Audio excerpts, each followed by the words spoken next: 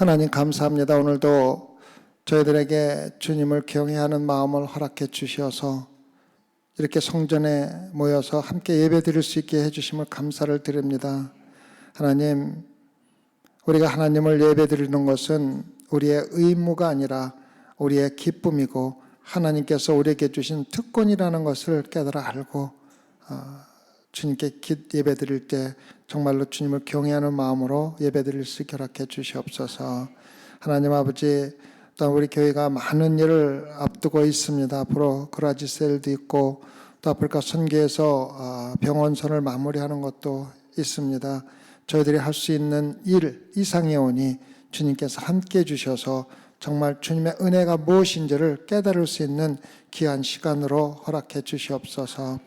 주님의 일을 하는 자에게는 항상 성령님께서 함께 하신다는 그러한 경험을, 체험을 할 수 있는 귀한 시간 될 수 있게 허락하여 주시옵소서. 감사하며 예수님 받들어 기도드렸사옵나이다. 아멘. 우리가 교회를 다니지 않습니까? 우리가 교회를 열심히 다니면서도 하나님과 아무 관계도 없는 그러한 신앙생활을 할 수가 있다고 생각하십니까? 하나님께 예배 드리는 성전에 들어가서 하나님께 예배를 전혀 드리지 않고 그냥 다른 모든 일로 교회에서 마치고 집에 돌아갈 수 있다고 여러분들 생각하십니까?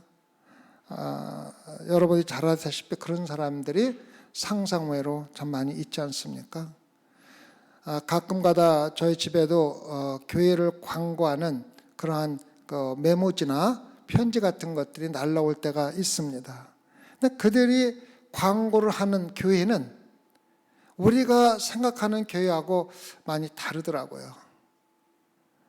아무도 교회에서 심판하거나 변화시키려 강요하지 않고 하나님께서 우리를 정말로 예수 그리스도를 통해서 거듭나게 하려고 하는 하나님의 의도와는 전혀 다르게 교회를 광고하는 그 광고지를 받을 때가 자주 있습니다. 어떤 교회들은 정말로 자기 교회에서는 성도들에게 어떠한 것을 강요하지 않고 요구하지 않는다는 것을 마치 자랑스럽게 우리 교회가 너무너무 잘하고 있다는 자랑스러운 것처럼 편지를 보내올 때도 참 많이 있습니다. 여러분이 있는 그대로 왔다가 그대로 갈 수가 있고 전혀 의무감을 느끼지 않고 교회에 와서 그저 기쁘고 즐겁게 시간 보내다 갈 수 있다고 이야기를 하고 있습니다. 그렇게 강구하는 교회들은 실질적으로 예수님께서 제자들에게 너희들이 나와 함께 십자가를 지지 않고서는 하나님 나라에 갈 수 없다는 하나님 말씀과 전혀 반대되는 말을 가르치고 있는 것입니다. 그래서 많은 사람들이 교회 갈 적에 정말 그 교회는 정말 훌륭한 음악이 있고 설교가 우리에게 감동을 주며 매우 짧게 하기 때문에 지루하지 않고 또 한 발 더 나아가서는 그곳에 가면은 스타벅스 커피가 있기 때문에 마음대로 커피도 마실 수 있다는 그러한 초대장들을 보내는 교회들이 참 많이 있다는 것입니다.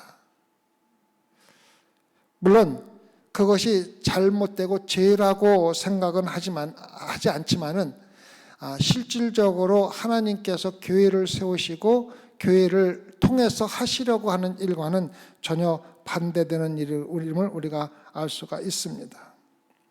여러분이 교회가 보내는 광고지를 받으면서 우리 교회는 정말 하나님을 통해서 예수 그리스도를 통해서 여러분들이 거듭나는 경험을 하고 여러분들이 그것을 경험하지 못하면은 지옥에서 영원히 죽을 것이라고 그렇게 담대하게 초대장을 보내는 교회의 광고지를 본 적이 없을 겁니다. 거의. 그렇게 광고를 하면은 그 교회에 올 사람이 아무도 없다고 생각하기 때문에 그저 믿지 않는 사람들이 듣기 좋고 받아들이기 좋은 말로 광고를 해서 사람들을 데리고 와서 실질적으로 그 사람들이 만족하게 하는 예배를 드리고 교회 생활을 할 수 있도록 이야기해 주는 것을 우리가 볼 수가 있습니다. 그래서 교회들이 하나님과 예수 그리스도보다는 자기 중심, 자기를 더 중요하게 생각하고 또 예배보다는 소비자 중심의 교회, 다시 말하면 믿지 않는 사람들을 만족시켜 주기 위한 자기중심적인 욕망에 감염되어 있는 교회를 운영하고 있다는 것을 우리가 많이 볼 수가 있습니다. 교회에 사람들이 나왔습니다. 그리고 예배를 끝나고 예배가 참 좋았습니다라고 얘기할 때 왜 좋았느냐고 한번 물어보시면은 그 대답하는 것이 어떻게 나오겠습니까? 여러분들이 예배를 끝나고 제가 앞에 서 있는데 목사님 오늘은 예배가 너무 좋았습니다라고 이야기할 때 좋은 이유가 무엇이냐고 물어보면은 어떻게 그것을 대답을 하겠습니까? 많은 사람들이 교회에 와서 교회가 음악이 참 우리에게 좋았고 설교가 나에게 감동적이고 또 예배 보는 분위기가 너무 편안하고 온도도 적당하고 또 여러 가지 외적인 이야기를 대지 실질적으로 영적인 것을 이야기하는 사람은 아무도 없다는 것을 우리가 알 수가 있습니다. 여러분들이 오늘 철야 예배에 나와 있습니다. 제가 단도직입적으로 여러분들이 이곳에 앉아 있는 이유가 무엇입니까? 라고 물어볼 때 어떻게 대답하시겠습니까? 솔직히 한번 생각해 보시기 바랍니다. 제가 여러분들에게 여러분 왜 오늘 여기에 와서 앉아 있습니까? 라고 물어볼 적에 어떻게 대답하시겠습니까? 단순히 예배를 드리기 위해서 왔습니다라고 대답할 수는 없다는 것입니다. 이유가 있을 것입니다. 그런데 그 이유가 무엇인지를 우리가 깊이 생각을 해봐야 한다고 생각을 합니다. 요즘 유럽에는 교회가 완전히 절망되어 가고 있는 상태입니다.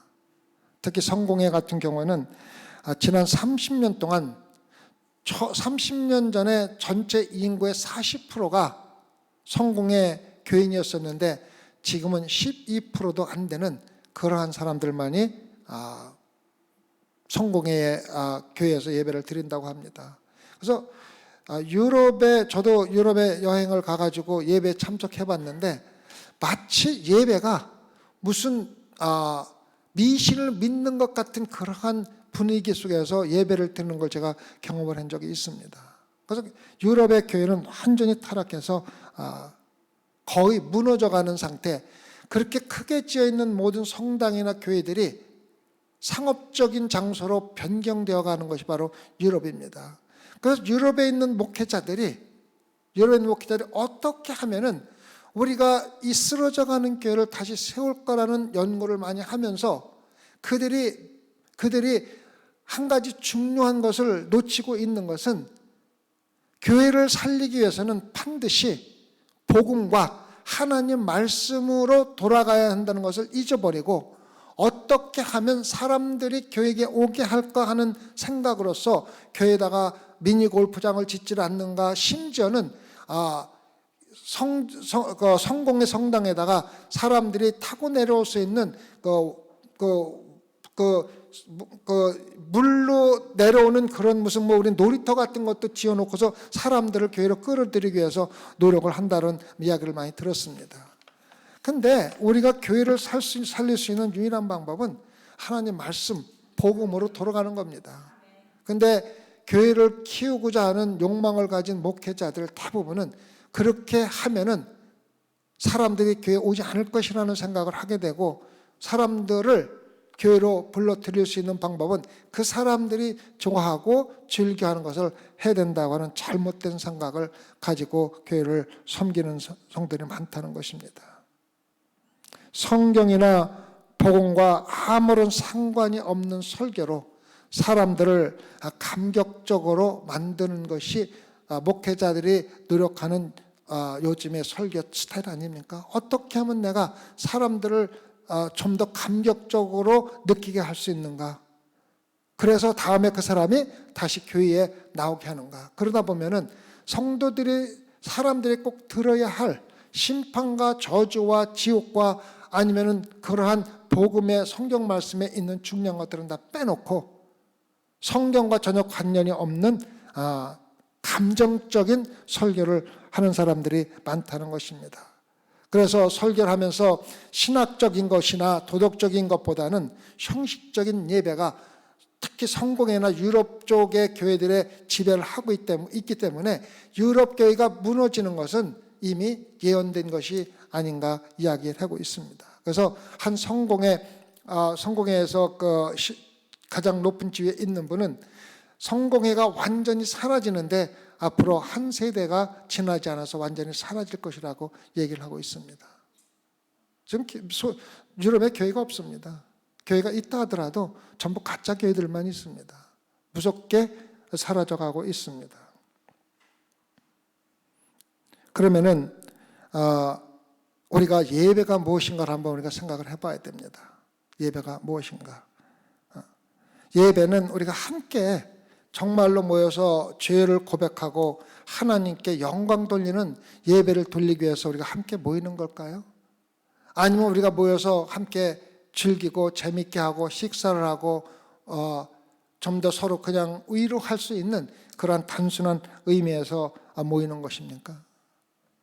성스러운 감동, 그냥 인간적인 감동이 아니라 하나님께서 성령을 통해서 주는 감동이나 아니면 삶의 변화, 정말 거듭나는 경험을 하는 예배라든가 성경 말씀을 듣고 그 해석을 서로 풀어서 나누는 것이라든가 우리가 음악을 나누면서도 정말 영적으로 함께 찬양을 다윗이 마치 바지가 흘러내려도 모르면서 하나님을 찬양했듯이 우리가 하나님만을 정말 영적으로 찬양을 드리고 또한 영적인 확신을 갖고 또 우리가 기회가 있을 때마다 우리 죄를 고백하고 정말로 모여서 하나님께 모든 영광을 돌리는 예배를 우리가 정말 드리고 있느냐는 것을 갖다가 우리가 오늘 생각해 보는 시간이 되기를 바랍니다. 우리가 오늘 이렇게 그리고 왜 여기에 와 있는지 우리가 여기 앉아 있는 동안에 하나님께서 우리 안에서 무엇을 하시기를 원하시는지 우리가 여기 앉아 있는 동안 하나님께서 우리를 어떻게 사용하기를 원하시는지 그리고 우리가 무엇을 말하고자 하는지를 통해 예배에 대한 우리의 생각이나 우리의 자세를 다시 한번 검토하는 시간을 오늘 전도서 말씀을 가지고 함께 나누도록 하겠습니다. 그래서 솔로몬이 정말 하나님은 참되고 거룩한 예배에 대해서 무엇이라고 말씀하시는가를 갖다가 말씀을 통해서 우리에게 전해주고 있습니다. 그래서 오늘 전도서 5장에 솔로몬은 궁극적으로 우리에게 참된 예배가 무엇인지를 알리기 위해서 우리가 예배 동안에 무엇을 해야 하는지 무엇을 말해야 하는지 무엇을 생각해야 되는지 어떠한 태도를 가져야 되는지를 5가지 경고를 통해서 우리에게 알려주고 있습니다. 첫 번째 경고입니다. 여러분이 예배에 오면서 하나님의 임재를 무심코 무시하면 여러분이 드리는 예배는 예배가 아니라는 것입니다. 여러분이 예배에 오면서 하나님에 대한 생각 없이 그저 성전에 들어와서 앉아서 예배를 드린다면 그것은 예배가 아니라는 것입니다. 전도서 5장 1절 전반부를 보겠습니다. 너는 하나님의 전에 들어갈 때에 내 발을 삼갈지어다. 너는 하나님의 전에 들어갈 때에 내 발을 삼갈지어다. 지금 여기서 솔로몬이 이야기하는 성전은 예루살렘 성전을 이야기하는 것입니다. 다윗이 설계해서 모든 재료를 준비해 놓고 솔로몬이 건축하고 온갖 금과 은으로 덮은 영광스러운 성전임에도 불구하고 바로 그것 예루살렘에서 수십 년 동안 예배가 점점 타락해 왔다는 것을 솔로몬이 느끼고 관찰한 것을 기록했다는 것입니다. 그렇게 아름다운 성전에서 솔로몬이 성전을 짓고 솔로몬이 지금 이 전도서를 쓰는 나이 먹은 그 기간에 성전에서 얼마나 예배가 타락해 왔는지를 보고 그것을 가지고 이야기를 한다는 것입니다. 더 큰 문제는 솔로몬 자신도 자신의 도덕적인 기준을 완전히 하나님과 타협하고 하나님 말씀에 불순종함으로써 타락한 예배를 드리는데 한몫을 했다는 것을 스스로 느끼고 있었다는 것입니다. 솔로몬은 여러분과 제가 잘 알다시피 많은 왕비들을 구하면서 특히 외국에서 이방 신들을 섬기는 왕비들을 많이 맞이했을 뿐만 아니라 그들이 가지고 온 우상들이나 아니면 거짓 신들을 함께 받아들여서 예배를 드리도록 허락하면서 교회가 완전히 타락하는데 가장 큰 목을 한 사람이 바로 솔로몬 아닙니까? 그러한 솔로몬이 이제 나이가 들어 노년에 들어와서 다시 하나님께 돌아와 진리로 돌아와 적어도 나는 타락한 삶을 살았지만은 자기 아들인 르호보암과 그의 백성들에게 참된 예배가 무엇을 의미하는지를 상기시켜 주기 위해서 이 말씀을 기록하고 있는 것입니다. 교회든 개인이든 오늘 하나님께 나아가는 모든 사람들에게 전도서 5장은 적용되는 말씀입니다.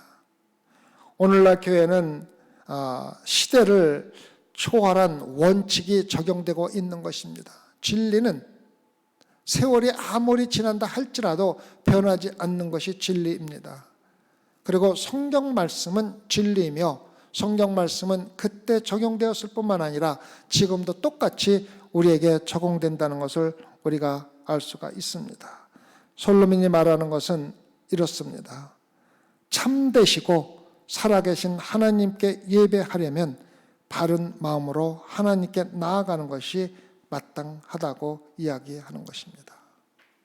너는 하나님의 전에 들어갈 때에 내 발을 삼길지어라는 말은 너희들이 예배를 드리기 위해서 성전 건물 안에 들어갈 적에 신중하고 적절한 태도로 정말 하나님을 정중히 경배하는 마음을 가지고 예배를 드리는 성전 안으로 들어가라는 것입니다. 아무런 생각 없이 서둘러서 막 뛰어들어와서 앉고 예배 드리고 가고 그렇게 하지 말라는 것입니다. 그러한 사람들에게는 예배 드리는 의미도 없고 하나님을 두려워하는 마음이 없기 때문에 예배가 될 수가 없다는 것입니다.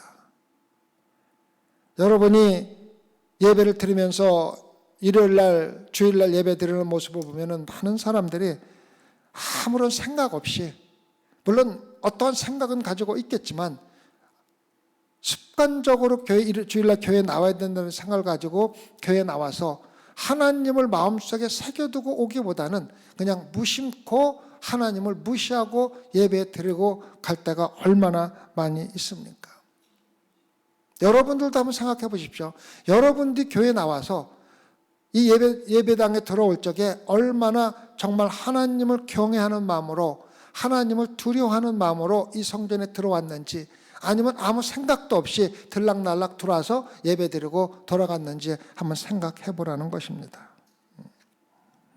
우리는 중보자이시며 구세해 주신 예수 그리스도를 통하여 보좌, 곧 하나님의 임재 앞에 나아가는 것이 예배인데 우리는 그러한 생각 전혀 없이 그냥 들어와 앉아서 순서에 따라서 예배를 드리고 돌아갈 때가 많지 않습니까? 성전문에서 여러분이 들어오기 전에 여러분의 마음의 태도를 하나님을 경배하는 마음으로 가지고 들어와야 한다고 이야기하는 것입니다. 하나님에 대한 마음을 확실히 가지고 예배에 들어와야 된다는 것을 솔로몬이 여러분과 저에게 이야기해주고 있는 것입니다. 그렇다고 우리가 거룩한 목소리를 내며 얼굴이 얼굴에 침울한 표정을 가지고 외적인 모습으로 그렇게 들어오라는 것이 아닙니다. 내 발을 삼갈지어란 말할 때 우리의 태도를 예배 드릴 수 있는 마음의 태도가 되어 있는지를 확인하고 예배에 들어오라고 이야기를 하는 것입니다. 한 신학자는 예배에 대해서 이렇게 이야기를 했습니다. 예배는 우리가 하나님의 뜻에 대해 경외하는 마음으로, 감사하는 마음으로 하나님의 뜻을 알고자 하는 기대를 가지고 하나님의 뜻에 자신을 드리는 마음으로 하나님께 나아가는 것이 예배에 가는 것이라고 정의를 내리고 있습니다. 성도 여러분, 이제부터라도 우리가 아무런 생각 없이 습관적으로 성전에 들어와서 예배를 드릴 수가 없다는 것을 여러분 마음에 새겨두시기를 부탁을 드리겠습니다. 첫 번째 경고입니다. 마음속에 성전 안에 예배 드리기 전에 하나님을 경외하는 마음, 내가 하나님의 뜻을 예배를 통해서 찾아서 그 말씀에 하나님 뜻에 순종하겠다는 마음의 태도를 가지고 이 성전 안에 들어올 수 있기를 부탁을 드리겠습니다. 두 번째 경고입니다. 하나님으로부터 어떠한 이득을 얻기 위해서 위선적인 말로 예배를 드린다면 우리가 드리는 예배는 예배가 될 수 없다고 이야기를 합니다. 5장 1절 후반부를 보겠습니다. 가까이 하여 말씀을 듣는 것이 우매자의 제사 드리는 것보다 나으니 저희는 악을 행하면서도 깨닫지 못함이니라.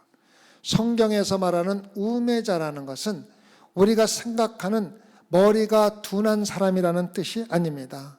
우매자라는 것은 하나님의 말씀에 불순종하는 어리석은 자라는 의미로 우매자라는 말을 사용하고 있는 것입니다. 자신의 위선이 얼마나 중요한지 하나님 앞에서 자기가 위선적인 악한 자라는 것조차도 깨달을 수 없을 정도로 하나님 앞에 나오는 사람들이 많이 있다는 것입니다. 예수님께서 유대인들이, 특히 바리새인들이 이러한 위선적인 생각을 가지고 하나님으로부터 자기들이 어떤 의를 얻기 위해서 예배를 드리는 사람들을 나무라는 것을 우리가 기억할 수가 있습니다.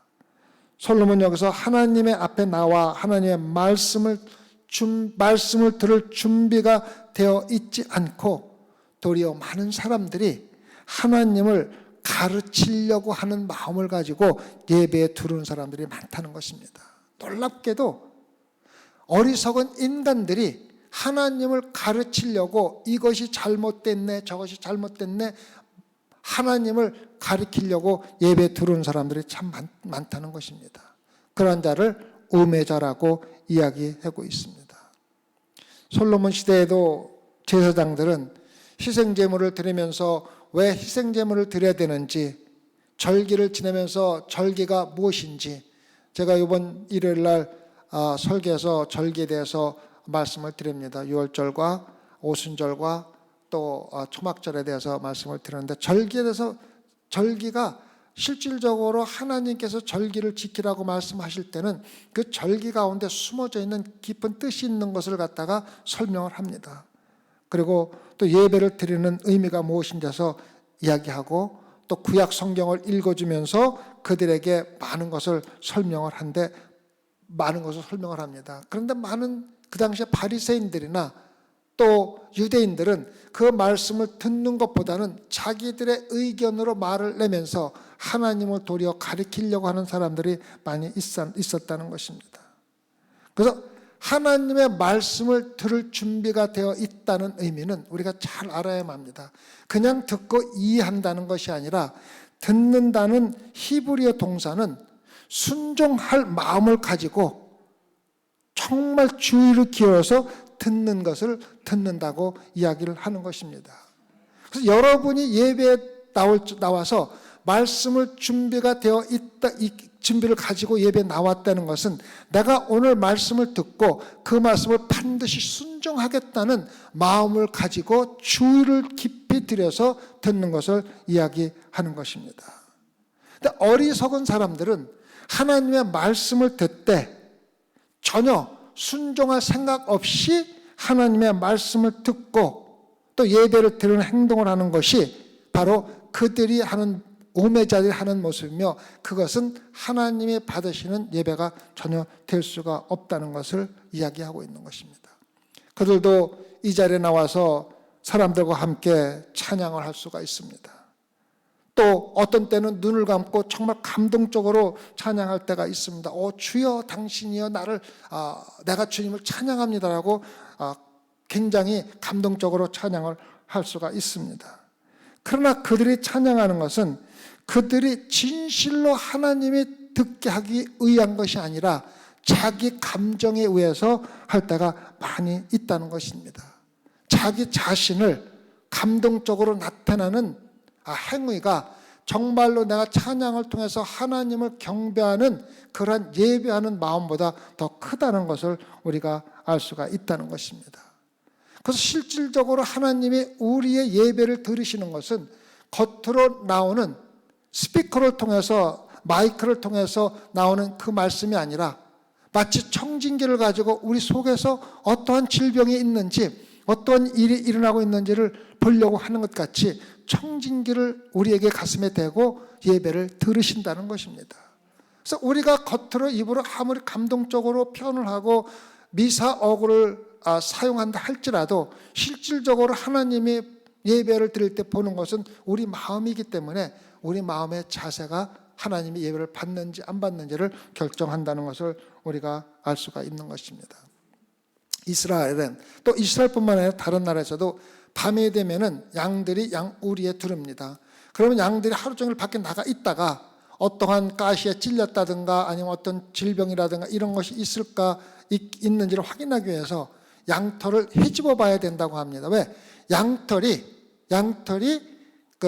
그러한 상처를 가리고 있기 때문에 양털을 실질적으로 헤집어서 보지 않으면 양에게 무슨 일이 있는지를 전혀 알 수가 없다는 것입니다. 그래서 예수님께서는, 하나님께서는 우리가 예배 드릴 때 겉으로 나타나는 모든 우리 마음을 가리고 있는 것을 헤쳐내고 그 안에 들어있는 우리 마음을 들여다보신다고 하는 겁니다. 그래서 예수님은 전지전능하신 분이고 우리 마음을 들여다보시기 때문에 여러분들이 겉으로 어떠한 거룩한 모습으로 정말 기쁜 마음으로 찬양을 한다 하고 말씀을 듣고 예배를 드린다 할지라도 여러분 마음속에 어떠한 것을 생각하느냐에 따라서 예수님께서 예배를 결정하신다는 것입니다. 우리의 마음은 열린 책이며 예배자들은 말씀을 듣고 죄를 고백하며 하나님의 은혜에 감사할 준비를 가지고 항상 예배에 들어와야 한다는 것입니다. 그래서 우리가 예배를 드리면서 하나님을 가르치려고 하는 것이 아니라 내가 많은 것을 알고 있고 내 마음에 들지 않고 내가 생각하는 것과 다른 방법으로 예배를 드리는 것에 대해서 비평과 판단을 하면서 하나님을 가르치려고 하는 것이 아니라 주님의 경외로움 앞에서 정말 두려움으로 하나님을 대면하는 것이 예배라는 것을 마음속에 새겨두시기 바랍니다. 세 번째입니다. 세 번째 경고입니다. 마치 천국에 도착한 것처럼 하나님과 다른 사람들에게 이야기하면 예배가 될 수 없다는 것입니다. 전도서 5장 2절과 3절을 보겠습니다. 너는 하나님 앞에서 함부로 입을 열지 말며 급한 마음으로 말을 내지 말라. 하나님은 하늘에 계시고 너는 땅에 있음이니라. 그런즉 마땅히 말을 적게 할 것이라. 일이 많으면 꿈이 생기고 말이 많으면 우매자의 소리가 나타나느니라. 우리가 낮에 많은 일을 경험하고 특히 나쁜 일을 많이 경험을 하면은 꿈에 악몽으로 나타날 때가 참 많이 있습니다. 그래서 우리가 밤에 꾸는 악몽들은 대개 우리가 낮에 경험한 것들, 또 낮에 생각하는 것들, 낮에 고민하는 것들이 꿈으로 나타날 때가 참 많이 있습니다. 그래서 우리가 쓸데없는 악몽을 꾸지 않기 위해서는 하루를 거룩하고 정직하게 살아가는 것이 가장 필요하다고 이야기를 합니다. 또한 경솔한 말을 하지 말라는 것입니다. 우리가 낮에 어렵고 힘들고 나쁜 일이 많이 생기면 그것이 악몽으로 나타나듯이 우리가 쓸데없는 말을 많이 하면은 그것이 우리에게 고민으로 다시 들어온다는 것입니다. 그래서 솔로몬은 내가 모든 것을 알고 있다 생각하고 모든 것에 참견해서 말을 하려고 하는 사람들에게 그렇게 하지 말라고 이야기를 하고 있는 것입니다. 그 솔로몬은 비꼬는 말로 너희들은 이 세상에 있고 하나님은 하늘에 계시기 때문에 너희들이 하는 말을 하나님께서 듣지 않는다고 이야기하는 것을 볼 수가 있습니다. 여러분과 저는 아직 천국에 도착하지 않았으며 우리가 천국에 있다 할지라도 우리는 하나님과 비교할 수도 없는 하나님이 될 수가 없다는 것을 생각하고 하나님을 비판하는데 하나님을 대적하는데 조심해야 한다는 것을 우리에게 이야기해 주고 있습니다. 그래서 마치 내가 하나님 위에 앉아 있는 것처럼 말하지 말라는 것입니다.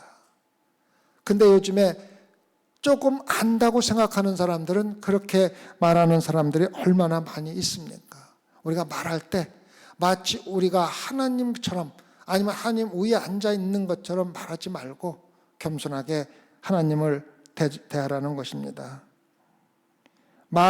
아브라함 링컨은 이렇게 우리에게 지혜를 주고 있습니다. 말을 하고 모든 의심을 해결하는 것보다 침묵하고 바보로 취급되는 것이 낫다고 고백할 정도입니다. 우리가 세상에 살다 보면은 오해를 받을 때도 참 많이 있고 어떤 때는 억울하게 당할 때도 있습니다. 그러나 우리가 그것을 다 일일이 설명하러 다니고 변명하러 다니지 말고 차라리 그냥 바보처럼 취급받고 하나님께 모든 걸 맡기고 살아가라고 우리에게 조언을 해주고 있는 것입니다. 그래서 솔로몬은 말을 적게 하라는 것입니다. 요점은 너무 성급하게 조언하지 마시고 생명을 하늘에서 처음부터 끝까지 보시는 하나님께서 이 세상의 모든 수수께끼를 풀어나가고 있는 그러한 모습을 보라는 것입니다. 제가 이번에 아프리카에 가서 김평육 선교사님의 사역을 가만히 보면서 참 하나님을 의뢰하고 하나님만 의지하는 역사가 얼마나 큰지를 참 깨달았습니다. 그분이 하시는 일을 내가 옆에서 보니까 정말로 하루 먹을 것이 없으면 죽는 그러한 순간입니다. 그러니까 많은 일을 하시는데 돈을 가지고 계획해서 하시는 게 아니라 기도하고 하나님께서 주시는 대로 하는 겁니다.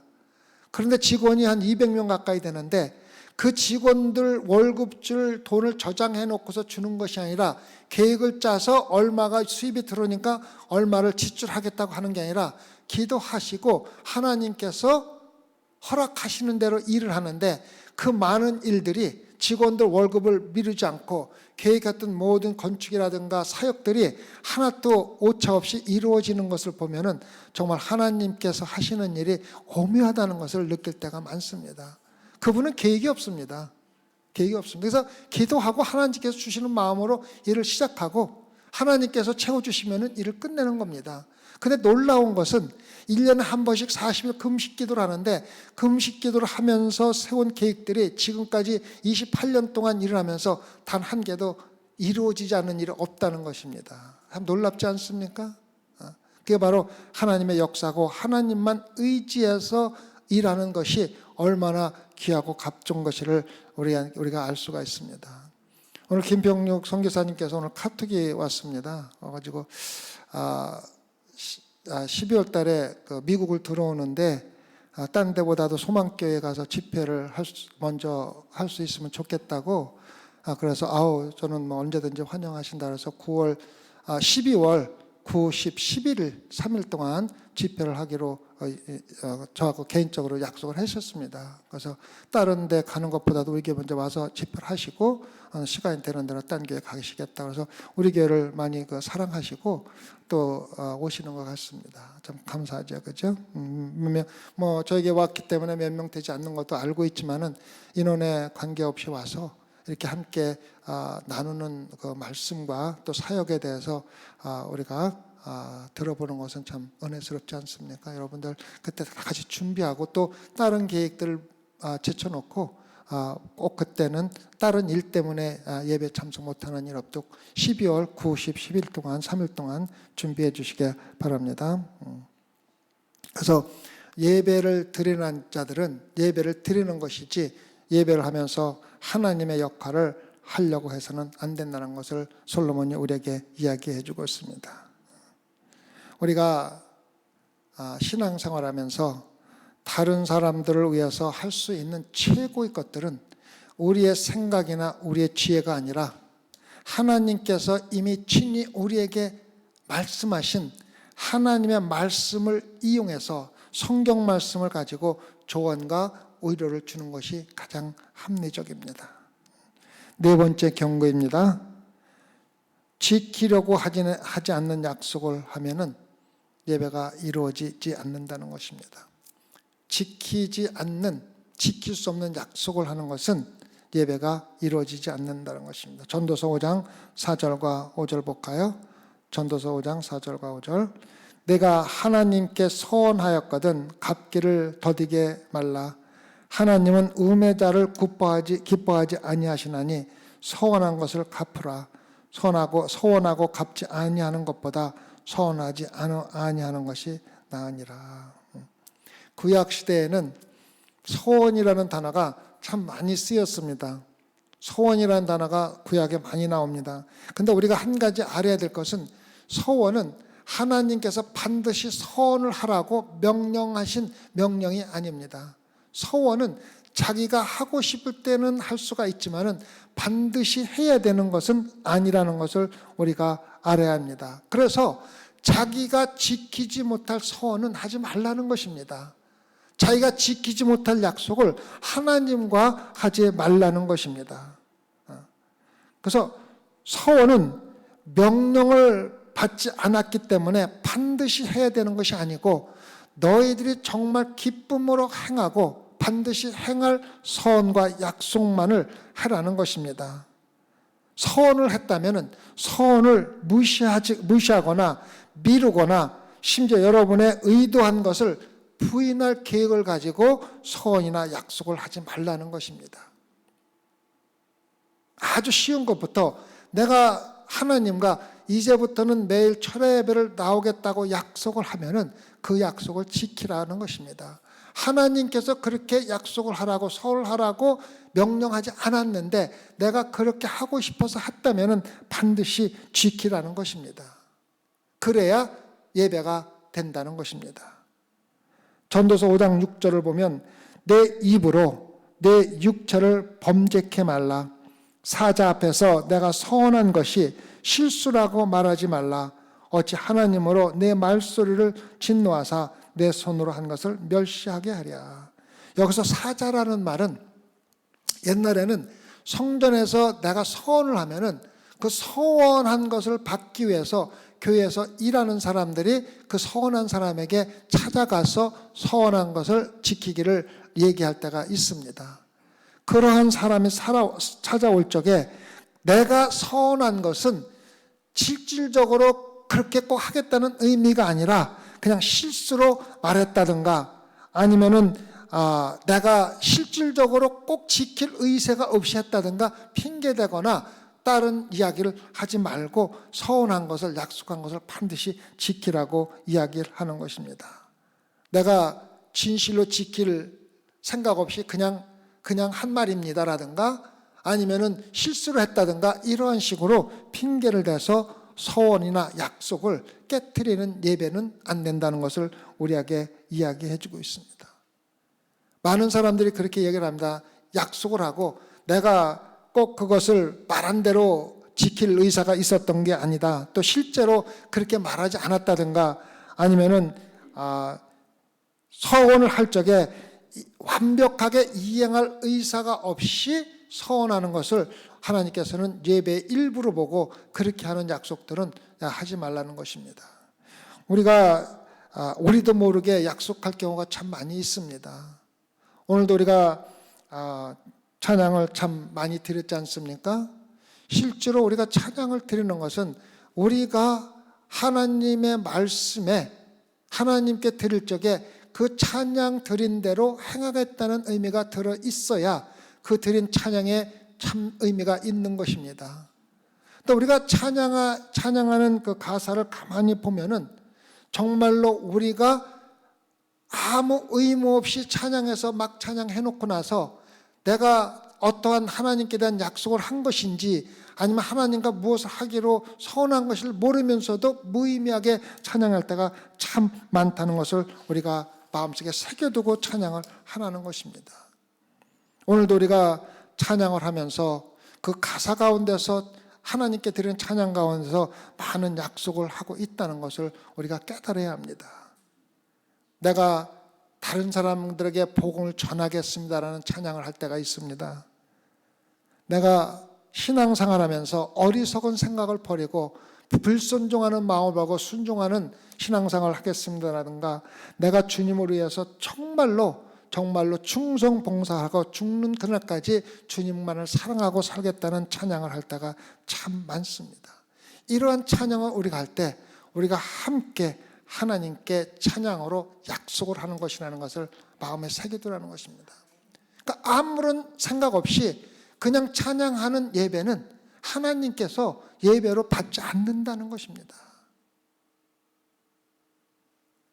모든 성도들은 우리가 찬양을 하면서 드리는 그 말씀 가운데 있는 약속을 지키기 위해서 지킬 열망을 가지고 또 계획도 하고 의도도 하고 그것을 지키기 위해서 기도도 하고 또 헌신도 합니다.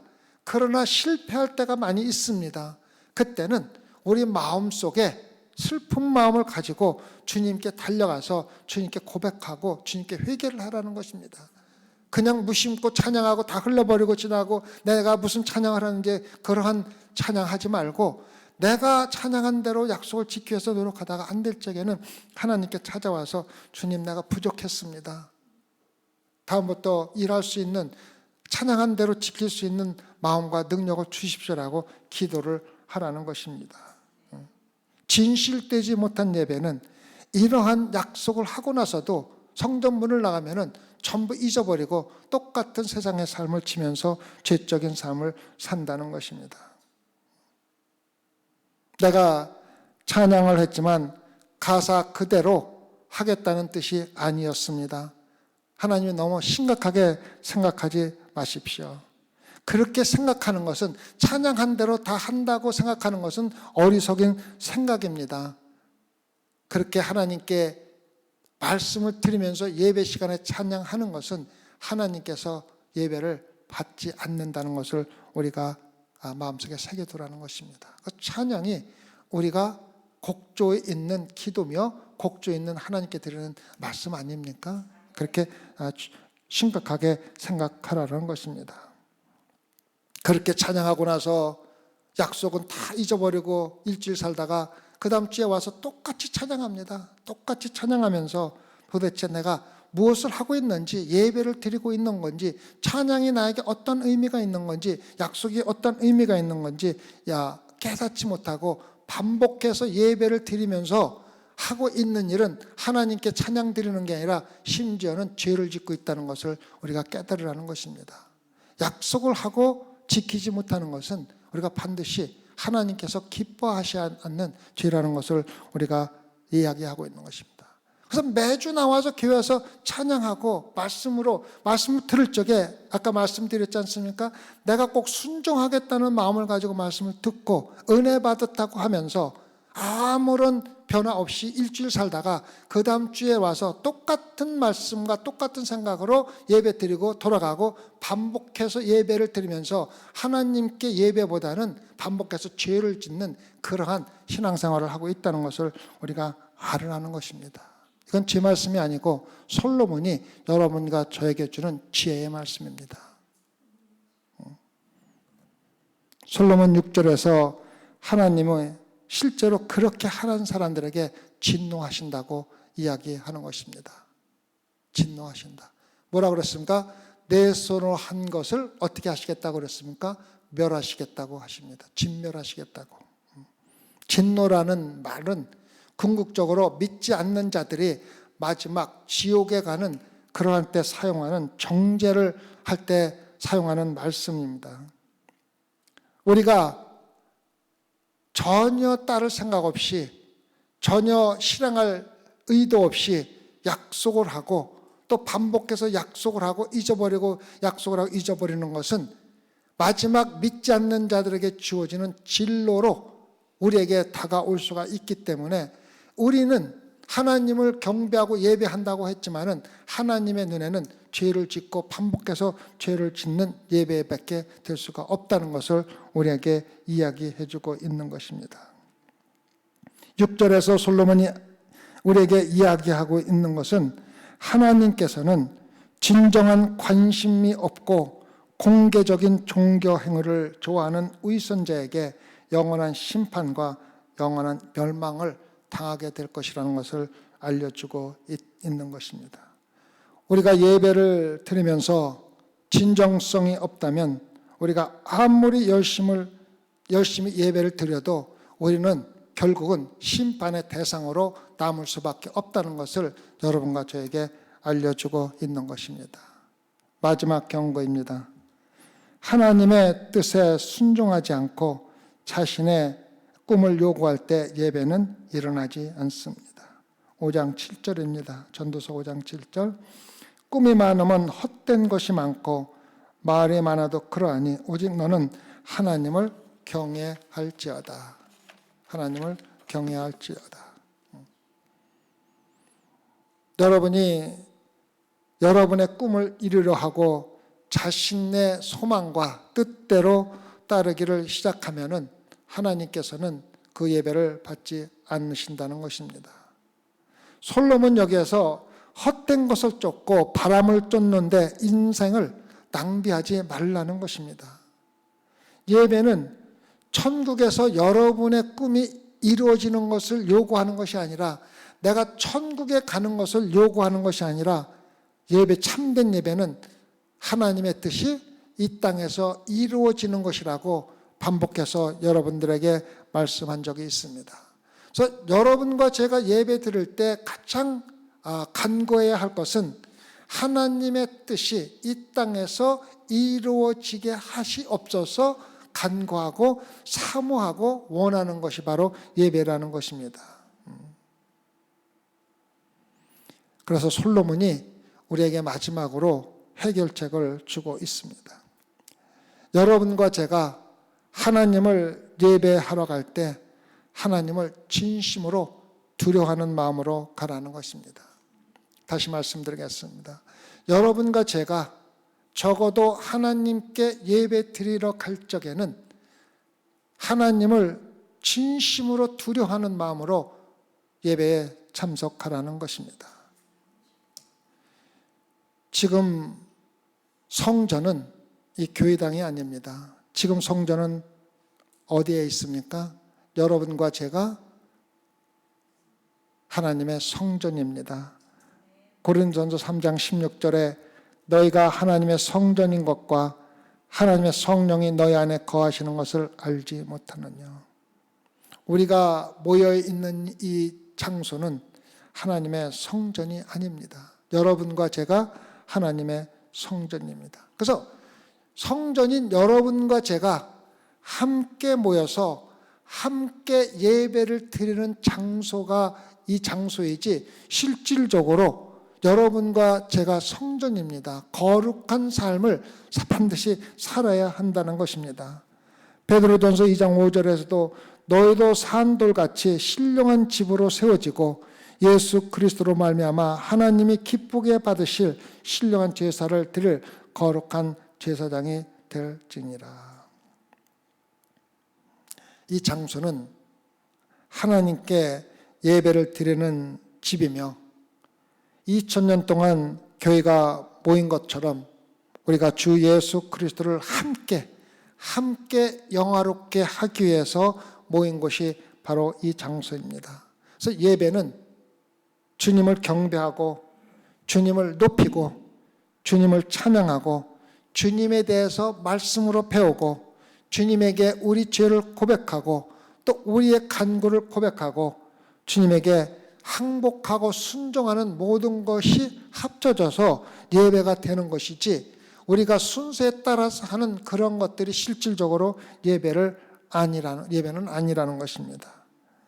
우리가 예배에서는 우리 눈에 보이는 어떠한 것에 관심을 두고 드리는 것이 아니라 오로지 하나님께만 관심을 갖고 하나님의 영광과 은혜만을 생각하며 지내는 시간이 바로 예배 시간이라는 것입니다. 우리가 하나님께 우리가 필요한 모든 것을 알리기 위해서 우리가 함께 모인 것이 아닙니다. 예배는 하나님 자체가 우리에게 필요한 모든 것이라는 것을 우리가 함께 깨닫는 시간이 바로 예배 시간입니다. 성도 여러분, 우리가 이 세상에 필요한 것이 많이 있지만 실질적으로 여러분과 제가 필요한 모든 것은 예수 그리스도입니다.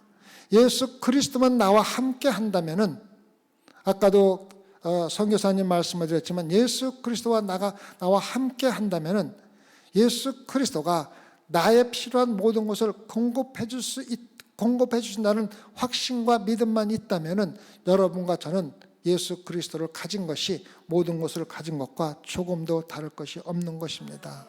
그래서 오늘 예배를 통해서 또 내일 새벽 예배를 통해서 또 주일 예배를 통해서 다른 무엇보다도 예수 그리스도를 갖도록 예배를 드리시기를 부탁을 드리겠습니다. 기도하십시다. 하나님 아버지, 우리가 수없이 많은 예배를 드리면서도 예배의 참 의미를 모르고 그저 건물 안에 들어와서 앉아 있고 함께 찬양하고 함께 말씀 들으면은 예배인 줄을 잘못 알고 지금까지 예배를 드려온 사람들 참 많이 있습니다. 건물 안에 발을 들여놓는 순간부터 정말 우리 마음이 정결하게 되어 있는지, 하나님을 경배할 마음의 준비가 되어 있는지를 깨닫고 성전 문에 들어올 수 있게 하여 주시옵고, 예배를 드리는 동안에도 오로지 예수 그리스도만 가질 수 있는 시간 될 수 있게 허락해 주시옵고, 우리가 찬양을 하든 말씀을 듣든 하나님께 드리는 순간순간들이 우리가 얼마나 귀중한 것인지, 또 우리가 어떻게 지켜야 하는지 우리가 깨닫고 정말 주님께서 기뻐 받으시는 예배 드릴 수 있게 허락해 주시옵소서. 오늘부터는 우리의 예배하는 자세가 완전히 바뀌어서 정말 하나님이 기뻐하시고 하나님께서 정말로 상납하시는, 연락하시는 예배가 될 수 있게 허락해 주시옵소서. 감사하며 예수님 받들어 기도드렸사옵나이다. 아멘.